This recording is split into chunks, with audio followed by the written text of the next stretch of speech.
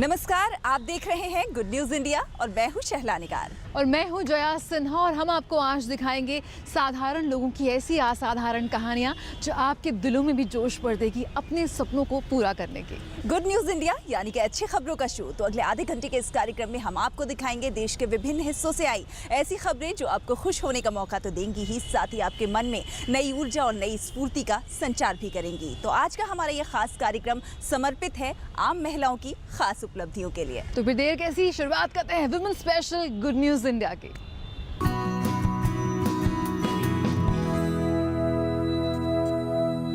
तो शैला, हमारे कार्यक्रम की पहली कहानी शुरू होती है फुटबॉल के मैदान से कि किस तरह से हिजाब के पीछे से झांकती आंखें टिक गई फुटबॉल पर। जी हाँ, और इस सफ़र ने रूढ़िवादी परंपराओं से जैसे आज़ाद कर दिया इन लड़कियों को, या फिर कहें उन्हें आज़ादी के, उनके सपनों को एक नए पंख दे दिए। बिल्कुल सही कह रही हैं। कहते हैं जया, हौसला हो तो उड़ने को पंख भी मिल ही जाते हैं। और कुछ ऐसी ही कहानी है मुंबई की इन 4 लड़कियों की। इन्हें फुटबॉल खेलने का शौक था, लेकिन इनके परिवार वालों ने इसकी इजाज़त नहीं दी, तो ये चोरी छुपे खेलने लगी और आज ये फुटबॉल की चैंपियन बन गई हैं।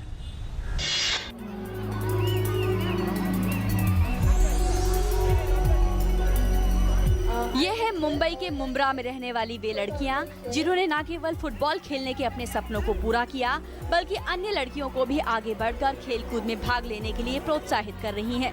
खेलकूद में भाग लेने वाली इन लड़कियों के बारे में समाज की सोच अब बदल रही है। फुटबॉल एक ऐसा खेल जिसको अपने रूढ़िवादी परिवार और सामाजिक पृष्ठभूमि के कारण ये लड़कियां सपने में भी खेलने के बारे में नहीं सोच सकती थी, लेकिन इस खेल के प्रति उनके प्यार ने इन सभी को एकजुट कर दिया।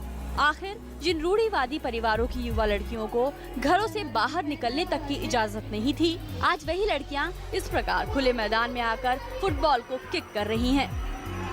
आज का जो ये मैच है, मैं परचम और टीएमसी को बहुत धन्यवाद देना चाहूँगी कि उन्होंने ये एक बहुत ही अच्छा आज के दिन पे एक बहुत अच्छी सोच लेकर यहाँ के हमारे जो टीएमसी की लड़कियाँ हैं जो म्यूनसिपल स्कूल में पढ़ती हैं, उनका फुटबॉल मैच रखा है। किसी भी समाज को पहचानने के लिए उसके साथ समय गुजारना पड़ता है, उनके साथ में रहना पड़ता है। जब तक आप वो नहीं करेंगे तब तक मुझे नहीं लगता किसी को भी ये बोलने का अधिकार है कि देखिए मुस्लिम समाज में औरतें आगे नहीं आती। It's a myths.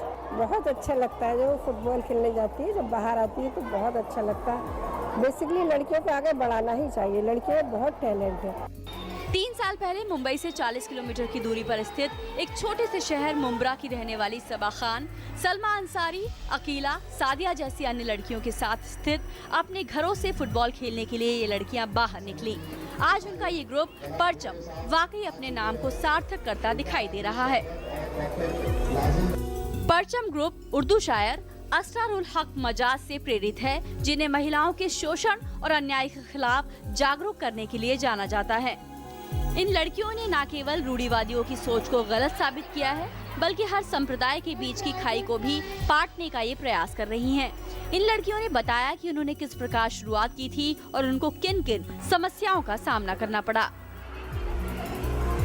मैं यही बोलूँगी कि अपने बच्चे के ऊपर भरोसा रखो। आप भरोसा रखोगे तो दुनिया वाले जो भी कहते हैं उससे बच्चों पर फर्क नहीं पड़ेगा। आप अपने पर भरोसा रखोगे तो लड़कियाँ हिम्मत दिखा के कामयाब होगी। मैं पहले बहुत अपने आप को लेके कंजर्वेटिव थी, लेकिन मुझे भी ऐसा लगता था कि मैं खुले मैदान पे कैसे खेलूंगी करके। तो जब आप ग्राउंड पे एक बार आ जाओ, आप खेलना शुरू करो, तो आप वो सब चीज़ें ऑटोमेटिकली इग्नोर करने लगते हो जो आपको लोग कहते हैं। जब हम बेटियों की प्रगति और विकास की बात करते हैं तो हम अक्सर भूल जाते हैं कि जीवन में आगे बढ़ने और विकास करने के लिए उनको भी समाज में आज़ादी की जरूरत होती है। लड़कों की तरह लड़कियां भी खेलकूद में भाग लेना चाहती हैं, लेकिन कई कारणों की वजह से वे ऐसा नहीं कर पाती। इन लड़कियों ने इस खेल के प्रति अपने जज्बे के चलते अपनी राह की रुकावटों को न केवल दूर किया है, बल्कि अन्य लड़कियों को भी इस दिशा में आगे बढ़ने के लिए ये प्रेरित कर रही हैं। मुंबई से गुड न्यूज इंडिया के लिए तबस्सुम मलिक की रिपोर्ट। बेटियां हर क्षेत्र में अपना नाम रोशन कर रही हैं और इसी कड़ी में अब आगे आई हैं बरेली की हिना। इनकी राह में भी सैकड़ों अड़चने आई, रोड़े आए, लेकिन उसके बावजूद इन्होंने हार नहीं मानी और जया, इन्होंने स्काउट में शानदार प्रदर्शन किया है। बिल्कुल, और शैला, मैं आपको बता दूं कि इसके लिए राष्ट्रपति ने उन्हें पुरस्कृत भी किया है। जया हिना उन तमाम लड़कियों के लिए प्रेरणा स्रोत बन गई हैं, क्योंकि हिना आर्थिक तंगी के बावजूद भी उन्होंने पढ़ाई नहीं छोड़ी। वो घर में सिलाई कढ़ाई का काम करती हैं, लेकिन अपनी पढ़ाई उन्होंने जारी रखी हुई है। बरेली की रहने वाली हिना सितारों और मोतियों को अपने सपनों में पिरो रही है। हिना बीए की छात्रा है। स्काउट गाइड में शुरू से ही हिना की बड़ी रुचि रही और वो लगातार इससे जुड़ी रही। हिना ने राष्ट्रीय स्तर पर आयोजित कई शिविरों में हिस्सा लिया और साथ ही बेहतरीन प्रदर्शन कर अच्छे अंक प्राप्त किए। स्काउट में कड़ी मेहनत और श्रम के साथ आगे बढ़ने वाली हिना के सपनों को परवाज तब मिली जब उनका नाम राष्ट्रपति पुरस्कार के लिए चुना गया। जिले से चयनित 10 लड़कियों में पहला नाम हिना का था। मैंने स्काउटिंग की शुरुआत 6th स्टैंडर्ड से की थी और मैं आगे चलकर मतलब कुछ ऐसा करना चाहती हूँ जिससे मेरे वालिद का नाम रोशन हो और कुछ ऐसे मुकाम पर जाना चाहती हूँ जिससे मेरे परिवार वालों को, मेरी मम्मी को, मेरे डैडी को, मेरी सिस्टर को, सबको मुझ पर बहुत ही गर्व हो। हिना ने स्काउट में तो अच्छा प्रदर्शन किया ही है, घर पर भी वो किसी आर्मी जवान से कम नहीं है। हिना 5 भाई बहनों में सबसे छोटी है। परिवार के लोग कहते हैं कि हिना छोटी जरूर है, लेकिन अपनी जिम्मेदारी को वो बड़े अच्छी तरह से समझती है। 2011 में पिता की मौत के बाद जब सबने साथ छोड़ दिया, तब हिना और उसकी बड़ी बहन ने खुद अपने घर को संभालने का बीड़ा उठाया और जरी जरदोजी का काम करना शुरू किया। रात में काम करना और दिन में पढ़ाई करना, यही हिना की दिनचर्या है। खुद पैसे कमाकर अपनी जीविका चलाने के साथ वो अपनी पढ़ाई पूरी कर रही है। कई बार हिना को लोगों की रूढ़िवादी सोच का भी सामना करना पड़ा, लेकिन हिना ने कभी हार नहीं मानी। मेरे मम्मी ने इतनी मेहनत की है, मेरी पढ़ाई मेरी बंद नहीं की उन्होंने, और हम कारचौबी भी करते हैं, पीस करते हैं, रात में 2-2 1-1 बजे तक जगते हैं और मैं अपनी दिन में कोचिंग भी जाती हूँ, कॉलेज का भी करती हूँ और अपनी पढ़ाई को भी मेंटेन करती हूँ। मैं इतनी इस लायक काबिल हूँ कि मुझे ये सर्टिफिकेट मिला। मैंने अपने प्रेसिडेंट से मतलब हैंडशेक किया और मैंने उनको देखा, मैं उस मुकाम पर पहुँची। मुझे ऐसा लगा ये मेरा एक ड्रीम है और मुझे बहुत अच्छा लगा। अब जब हिना की मेहनत को राष्ट्रीय स्तर पर पहचान मिल रही है, तो उसके परिवार में भी खुशी का माहौल है। मैंने अपनी बच्चों की पढ़ाई नहीं बंद करी। अब मैं ये चाहती, मेरी लड़की को जब यानी हिना गई थी दिल्ली अवार्ड लेने, तो जब लेके आई थी उसका नाम आया तो मुझे इतनी खुशी हुई कि मैं क्या बताऊं। आज मेरे सिर पर कोई नहीं है, मेरी बच्ची लड़की नहीं है, मेरे लिए लड़का है। अब हिना जिंदगी की तमाम मुश्किलों का सामना करते हुए अपनी मंजिल की तरफ बढ़ रही है। वो पढ़ लिख कर IPS ऑफिसर बनना चाहती है। हिना ने इस बात को साबित कर दिया है कि अगर हौसला हो और लगन के साथ कोशिश की जाए तो किसी भी मंजिल को पाया जा सकता है। गुड न्यूज इंडिया के लिए बरेली से नाजिया अंजुम की रिपोर्ट, DD न्यूज। यकीनन शिक्षा एक ऐसी लौ है जो आपके जीवन को रोशन कर सकती है, आपके मुस्तकबिल को एक नई दिशा दे सकती है। और यहाँ रुकेंगे एक छोटे से ब्रेक के लिए, पर आप कहीं जाइएगा नहीं, क्योंकि ब्रेक के बाद भी गुड न्यूज़ इंडिया पर अच्छी खबरों का सिलसिला जारी रहेगा।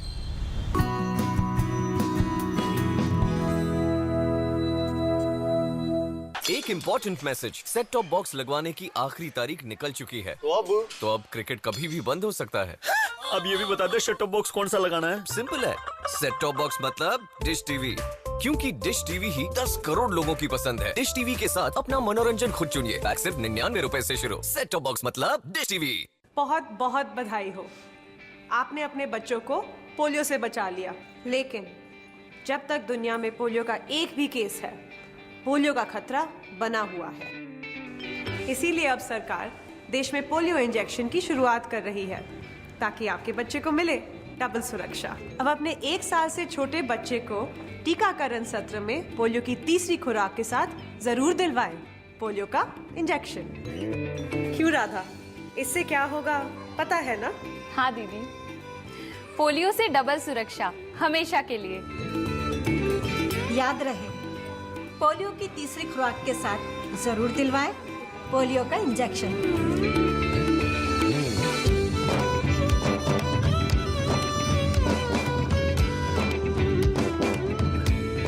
अधिक जानकारी के लिए अपने पास के स्वास्थ्य केंद्र, ANM या आशा दीदी से संपर्क करें।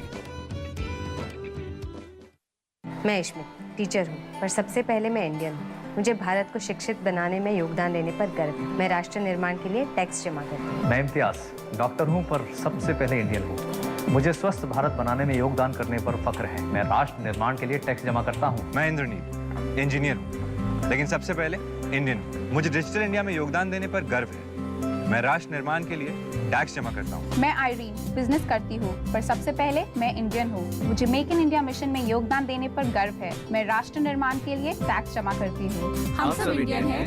हमें अपना टैक्स जमा करके राष्ट्र निर्माण में सहयोग देने पर गर्व है। आप भी सहयोग दें। इस महीने की 15 तारीख तक अपने अग्रिम कर का भुगतान करें। 70 के दशक से पूर्व भारत को दूसरे देशों से खाद्यान्न का आयात करना पड़ता था, परंतु हरित क्रांति के पश्चात इस देश में अन्न की पैदावार इतनी बढ़ गई कि न केवल वो हमारे लिए पर्याप्त था, वरन उसका निर्यात भी होने लगा। पर इसका मतलब ये नहीं है कि हम खाद्यान्न की इस तरह बर्बादी करें। भगवान श्री कृष्ण ने हांडी में बचे हुए एक दाने से भोजन करके ये संदेश दिया कि अन्न का आदर करो। अन्न का अनादर ईश्वर का अनादर है। अन्न का सम्मान हो, ये हमारी संस्कृति है।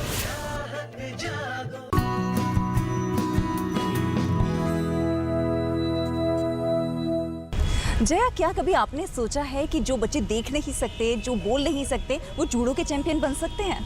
लगता तो बहुत ही नामुमकिन है, लेकिन क्या ऐसा हुआ है? बिल्कुल ऐसा हुआ है। लखनऊ की आयशा मुनव्वर ने ऐसा ही कुछ करके दिखाया है। जी हाँ, और आयशा ब्लैक बेल्ट विनर है लखनऊ से, और आयशा ने कमजोर तबके के बच्चों को अंतर्राष्ट्रीय मंच पर पहुंचा दिया है। जी हाँ, उनकी प्रतिभा को इस रूप से निखारा है कि आज वो जूडो के उस्ताद बन चुके हैं।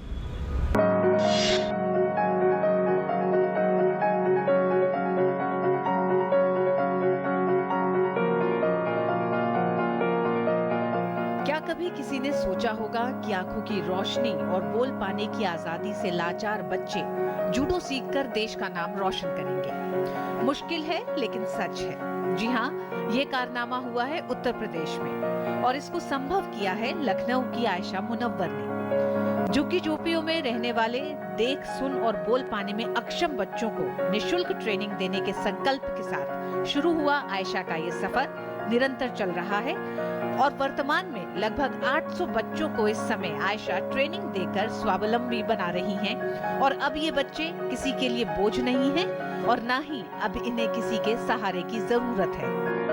और जैसे जैसे काम करते गए वैसे वैसे इन बच्चों का जो इमोशंस हैं, इनकी जो फीलिंग्स हैं, उससे लोग मतलब उनके बीच में जाइए तभी शायद वो फीलिंग समझ में आ सकती है।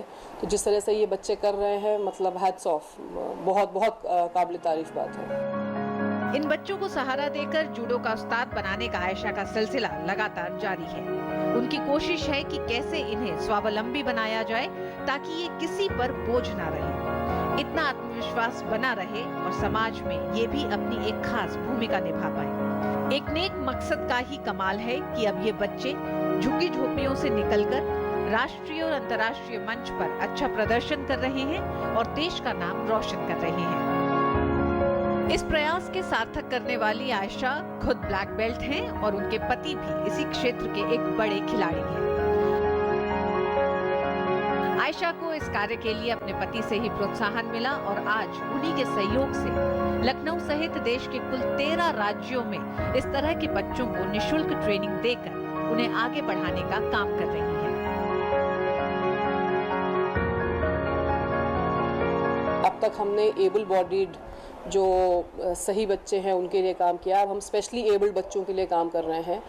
और जो गरीब, जैसा आपने कहा, बच्चे हैं, हम लोग निशुल्क ट्रेनिंग दे रहे हैं। पहली बात, एक साल हमने सब बच्चों को जुडोगीज, जो जुडो ड्रेस होती है, वो बंटवाई। सच ये कहना गलत नहीं होगा कि आयशा के इस नेक काम ने मुश्किल परिस्थितियों से घिरे बच्चों के जीवन में आशा लाने का जो काम किया है, वो अंधेरे में दीपक जलाने से कम नहीं है, और इस दीपक की रोशनी ने समाज को भी एक चमकदार उदाहरण दिया है। लखनऊ से उमाशंकर दुबे की रिपोर्ट, गुड न्यूज इंडिया के लिए।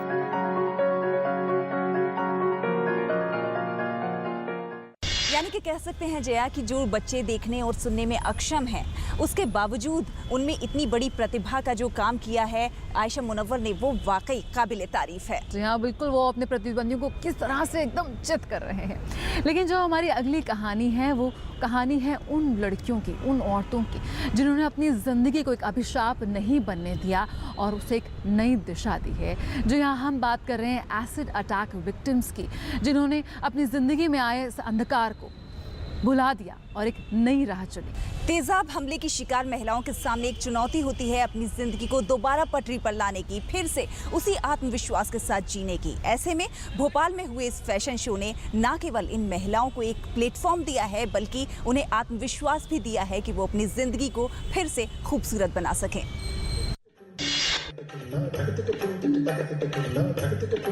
वैसे तो किसी भी फैशन शो के दौरान रैंप पर सिर्फ और सिर्फ सुंदरता और कुछ नए का ही जलवा देखा जाता है, लेकिन आज हम आपको एक ऐसे फैशन शो में ले चलते हैं जहां रैंप पर सुंदरता के साथ साथ हौसले की भी उड़ान दिखाई दी। इस फैशन शो में तेजाब हमले की पीड़ितों ने रैंप पर आत्मविश्वास की कैटवॉक की। अंतर्राष्ट्रीय महिला दिवस के मौके पर यह नायाब फैशन शो हुआ भोपाल में। इस फैशन शो में भाग लेने वाली महिलाओं के लिए ये अनुभव काफी खास रहा। मेरे ऊपर अटैक 2008 में हुआ था और मेरी स्टेप मदर ने मेरे ऊपर अटैक किया था। रीजन ये था कि वो मुझे बचपन से ही मारना चाहती थी और वैसे मैं अपनी दादी बाबा और चाचा के पास में फरीदाबाद में रहती थी। कुछ दिन बाद मेरे दादी बाबा एक्सपायर हो गए, तो स्टेप मदर ने अपने पास प्यार से बुलाया। तब मैं 15 साल की थी। तो कुछ ही दिन के बाद, 8-9 महीने के बाद, उन्होंने सोते समय मेरे ऊपर एसिड फेंक दिया। तेजाब हमला एक जघन्य अपराध है।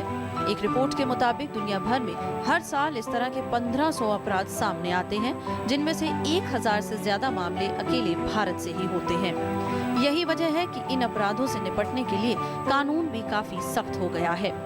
तेजाब हमले झेल चुकी महिलाओं के सामने चुनौती होती है आत्मविश्वास के साथ एक बार फिर जीने की, और उनकी इस चुनौती में इस तरह के आयोजन काफी मददगार साबित हो सकते हैं।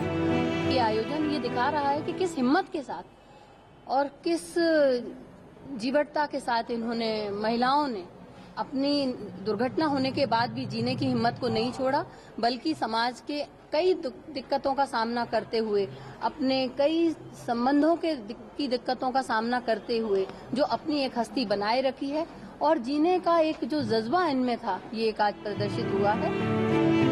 इसमें कोई दो राय नहीं है कि इस आयोजन ने तेजाब पीड़ितों की जिंदगी के लिए लालसा को बहुत ही सुंदरता के साथ दिखाया है।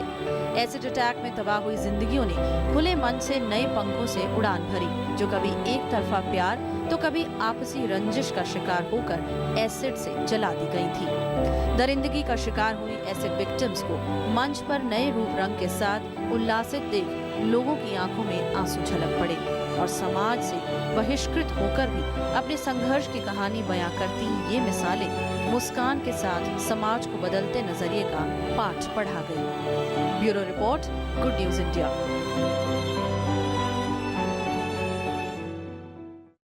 यकीनन इतने भयानक हादसे से उभरकर अपनी ज़िंदगी को वापस पटरी पर लाना और लोगों का सामना करना, ये बिल्कुल भी आसान नहीं था। लेकिन इन महिलाओं के हौसले के आगे कोई भी बुराई, कोई भी टिक नहीं सका। इसी के साथ यहाँ रुकूंगे एक छोटे से ब्रेक के लिए, लेकिन ब्रेक के बाद भी बहुत कुछ बाकी है, कहीं जाइएगा नहीं, क्योंकि ब्रेक के बाद जब हम लौटेंगे तो आपको मिलवाएंगे खेतीहर महिला मजदूर से सफल खाद्य उद्यमी बनी कृष्णा यादव से। तो बने रहिए हमारे साथ, जल्द लौटते हैं।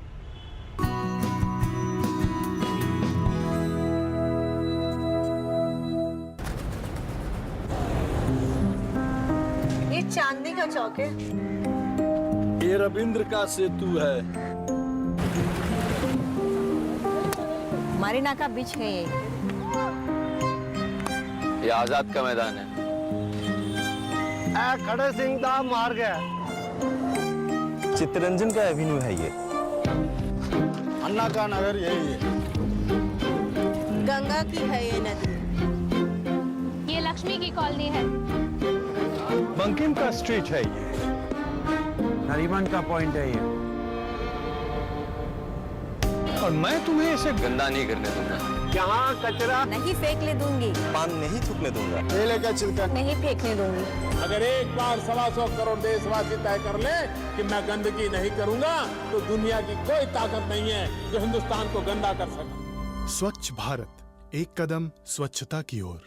मैं इश्मी टीचर हूँ, पर सबसे पहले मैं इंडियन हूँ। मुझे भारत को शिक्षित बनाने में योगदान देने पर गर्व है। मैं राष्ट्र निर्माण के लिए टैक्स जमा करती हूँ। मैं इम्तियाज डॉक्टर हूँ, पर सबसे पहले इंडियन हूँ। मुझे स्वस्थ भारत बनाने में योगदान करने पर फख्र है। मैं राष्ट्र निर्माण के लिए टैक्स जमा करता हूँ। मैं इंद्रनील इंजीनियर हूँ, लेकिन सबसे पहले इंडियन हूँ। मुझे डिजिटल इंडिया में योगदान देने पर गर्व है। मैं राष्ट्र निर्माण के लिए टैक्स जमा करता हूँ। मैं आयरीन बिजनेस करती हूँ, पर सबसे पहले मैं इंडियन हूँ। मुझे मेक इन इंडिया मिशन में योगदान देने पर गर्व है। मैं राष्ट्र निर्माण के लिए टैक्स जमा करती हूँ। हम सब इंडियन हैं, हमें अपना टैक्स जमा करके राष्ट्र निर्माण में सहयोग देने पर गर्व है। आप भी सहयोग दें। इस महीने की 15 तारीख तक अपने अग्रिम कर का भुगतान करें। मैं अमिताभ बच्चन आज आपके सामने वो कहने जा रहा हूं जो मैंने पहले कभी नहीं कहा। मैं एक रोगी हूं, हेपेटाइटिस बी का रोगी। 1982 में कुली फिल्म की शूटिंग के दौरान मेरे साथ एक दुर्घटना हुई। ऑपरेशन करवाना पड़ा और मेरे शरीर में 60 बोतल खून चढ़ाया गया। खून का कोई एक सैंपल हेपेटाइटिस बी इन्फेक्टेड था, जो मेरे लिवर तक पहुंच गया। कई सालों बाद आम जांच के दौरान जब इसका पता चला, तो मुझे यह भी पता चला कि मेरा 1/4 लिवर ही बचा हुआ है। लेकिन सही इलाज के बाद आज मैं आपके सामने खड़ा हूं और काम कर रहा हूं। हेपेटाइटिस बी से बचने का पहला उपाय है शिशु के जन्म पर पहला टीका लगवाएं और पहले साल में 3 और नियमित टीके लगवाएं। ये आपका पहला कदम होना चाहिए। मुफ्त टीकाकरण के लिए अपने पास के स्वास्थ्य केंद्र जाएं और पूरी जानकारी लें। देखिए, ये जो हेपेटाइटिस बी है, इससे हम डरेंगे नहीं, लड़ेंगे। अरे वाह, हार तो बड़ा सुंदर है तुम्हारा। आर्टिफिशियल है क्या? आर्टिफिशियल? असली सोने का है। ढेरों डिजाइन्स में से चूज किया है मैंने। फिर तो BIS हॉलमार्क का निशान भी जरूर होगा। सिर्फ डिजाइन्स और चमक से नहीं, असली सोने का भरोसा होता है हॉलमार्क का निशान। क्योंकि सोना सिर्फ आभूषण नहीं है, ये है जिंदगी भर की पूंजी। जागो ग्राहक जागो।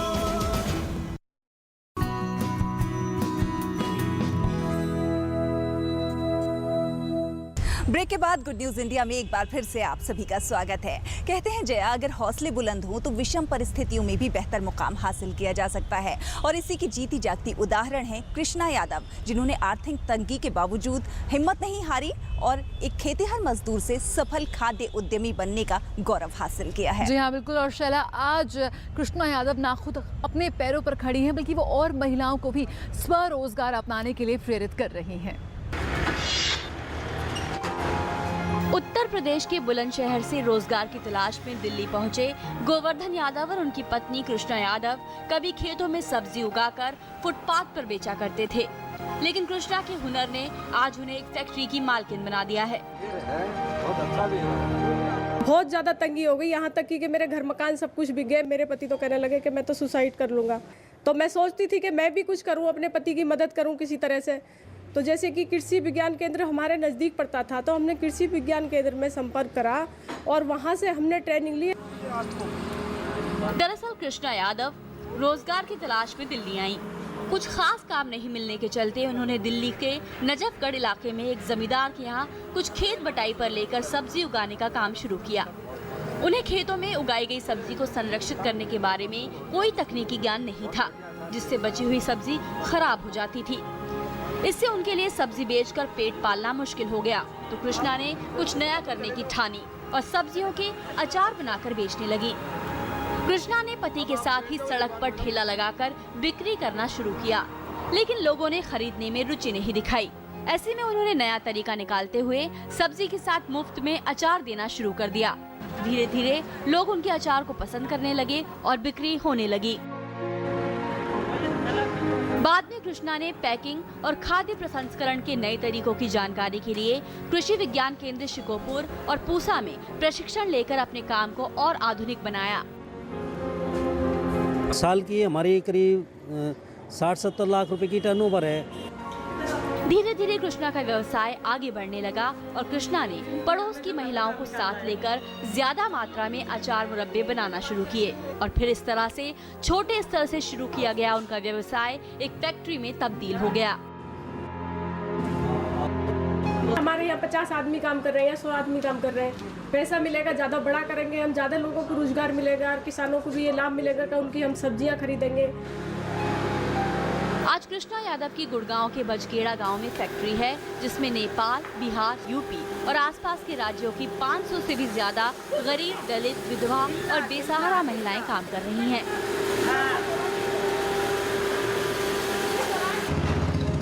कृष्णा यादव की फैक्ट्री में फल सब्जियों के 250 से भी ज्यादा उत्पाद हैं, जिनमें जैम, जेली, अचार, मुरब्बे, सॉस और केचप जैसे उत्पाद शामिल हैं। मेरे बच्चे सिंगापुर रहते हैं, मैं उनके पास भेजूंगी। स्वाद नहीं भूले हैं और हमेशा यहाँ से ही मंगवाते हैं। दोस्त जो हमारे आते हैं, कई बार उनको खाने के साथ जब अचार देते हैं तो वो कहते जरूर हैं कि ये अचार आपने कहाँ से लिया। कृष्णा यादव को महिला सशक्तिकरण के लिए कई सारे पुरस्कार मिल चुके हैं। प्रधानमंत्री नरेंद्र मोदी कृष्णा को एक बार गुजरात के मुख्यमंत्री के तौर पर और 2 बार प्रधानमंत्री बनने के बाद सम्मानित कर चुके हैं। हाल ही में 8 मार्च 2016 को महिला दिवस पर राष्ट्रपति प्रणब मुखर्जी ने कृष्णा को नारी शक्ति सम्मान 2015 से भी सम्मानित किया। Good news India, DD news. जी हाँ, बहुत सारे मेल आ रहे हैं गुड न्यूज़ इंडिया के मेल पर। बहुत लोगों को ये कार्यक्रम बहुत ज़्यादा पसंद आ रहा है। दर्शक हर हफ्ते इसे देखते हैं। मुक्ता कुमारी बिहार से लिखती हैं कि वो हर हफ्ते पूरे परिवार के साथ इस कार्यक्रम को देखती हैं और बहुत पसंद करती हैं। बहुत बहुत थैंक यू मुक्ता कुमारी जी, हमारा कार्यक्रम इस तरह से हफ्ते दर हफ्ते देखने के लिए। और विभव का भी यहाँ पर मेल आया शैला, वो विभव ये कहना चाह रहे हैं कि जो सुखद एहसास, जो पॉजिटिविटी उन्हें मिलती है हमारा ये कार्यक्रम देखने के लिए, इसके लिए वो हमें शुक्रिया अदा कर रहे हैं। थैंक यू सो मच विभव, इस तरह से हमारा उत्साह बढ़ाने के लिए और ये खत लिखने के लिए। और कुछ ऐसा ही मेल सुरेश चंद्र कोरबा का है। छत्तीसगढ़ से लिखते हैं कि आपका कार्यक्रम नई दिशा देने वाला और रचनात्मक है।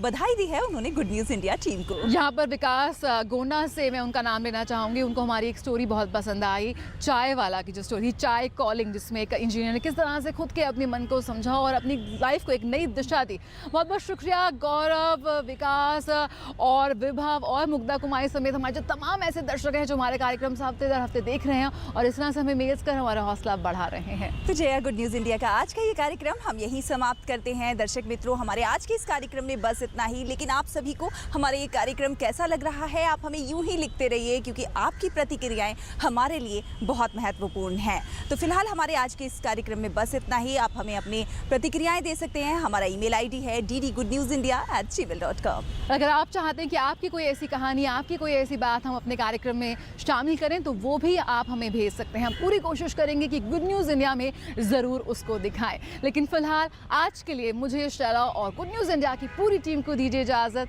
नमस्कार।